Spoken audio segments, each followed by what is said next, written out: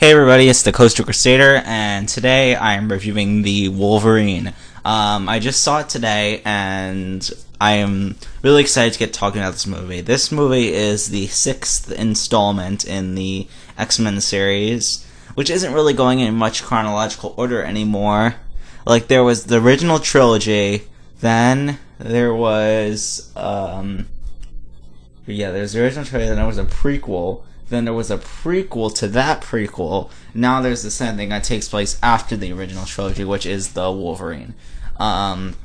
So the Wolverine takes place after the events of X-Men 3: The Last Stand, which is very underrated in my opinion. Just set it out there. Wolverine's he's basically like a homeless hobo, basically living in the Canadian forests. Basically, he's damaged from everything that's happened to him throughout his the trilogy. He's basically damaged that he had to kill Jean at the end of X-Men 3, and he's basically and I explain it, completely completely from this, and he's just living as a broken man. And eventually this girl comes, played by Rila Fukushima, who I'm going to talk to, and says she has to go to Japan because some guy he saved earlier in his life from the Nagasaki bombs in the World War II, I think it was, or it could have been later, who knows,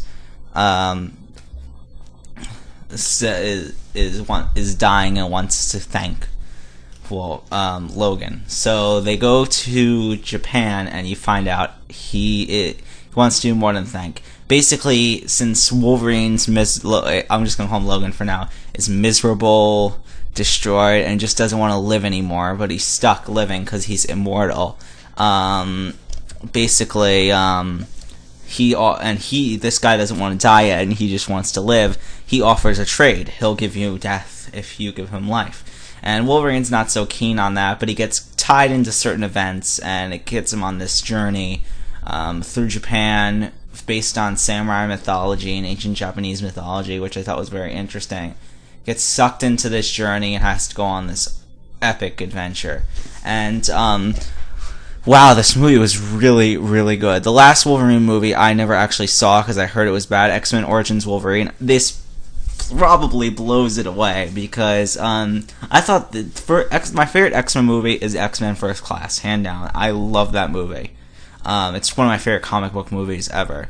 I think the Wolverine is just a tad bit under it. In terms of that, I think it beats the original trilogy by just a little bit, and I think it's just a tad bit under. So yeah, obviously Hugh Jackman was a boss as Wolverine, and I mean, no homo, but his body, my god, why the hell can't I get muscles and just flab? Why am I stuck with this flab? His body is insane. And so with Wolverine's character, they did the perfect job of making him portray a very broken, rugged character. I think that was very well. He's very damaged, he's an alcoholic, it's just very bad to watch him. And now something happens to him early in the course of the movie that now he's no longer invincible. So you can see that vulnerability in his almost attack sequences. He has that vulnerability, and you could see his weakness growing and expanding. And so yeah, so early on I told you he's announced Rila Fukushima's character Yukio, who is my favorite character in the movie. I guess it was kind of implying that she was a mutant. She can see people's deaths, that's her power, and she's an excellent swordsman. Holy crap, she was a badass. She's my favorite character in this movie, and I like how, no spoilers, but her and Wolverine kind of formed a little team, and I hope her character is continued in Days of Future Past, because I would really like to see Yukio have a little bit of expansion. She can get her own movie for all I care.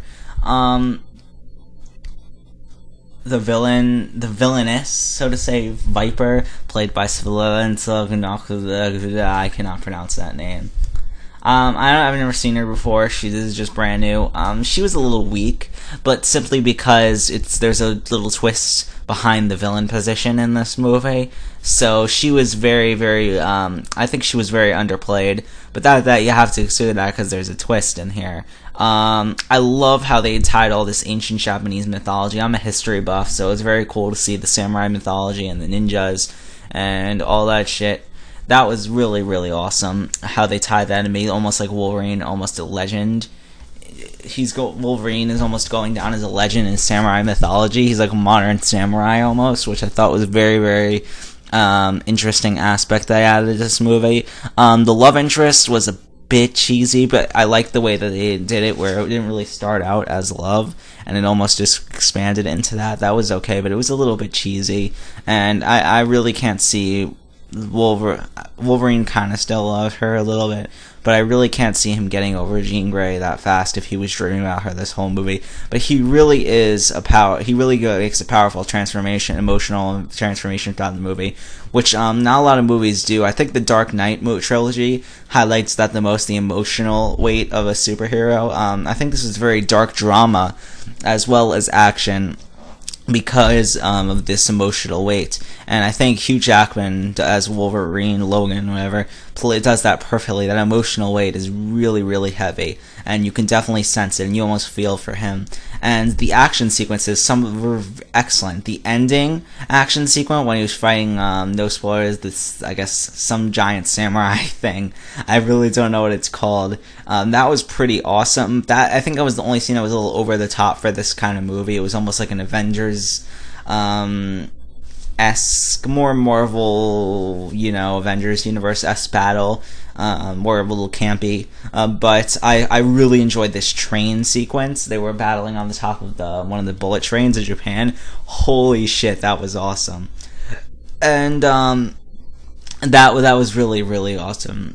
But the action was very well done. The drama with the emotional weight was very done. All the performances were great. Compliments to Rila Fukushima as Yu-Gi-Oh! Everything was really good about this movie. It just isn't a perfect movie, obviously, because only perfect movies get the 10 out of 10 spot. But I would definitely give this movie a 9 out of 10. I really enjoyed this movie. There's really not a lot of flaws in it, and it's an excellent comic book movie.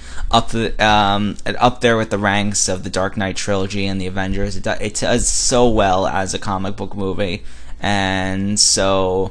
Yeah, stay after the credits, guys, because if you are a more X-Men fan or any form of like the Avengers X-Men series, you'll get a really big treat tying into the new next film, X-Men Days of Future and Past. So I can't wait for that. But this movie was awesome. Definitely recommend it. Also, thanks guys for watching, and I guess I'll see you guys later.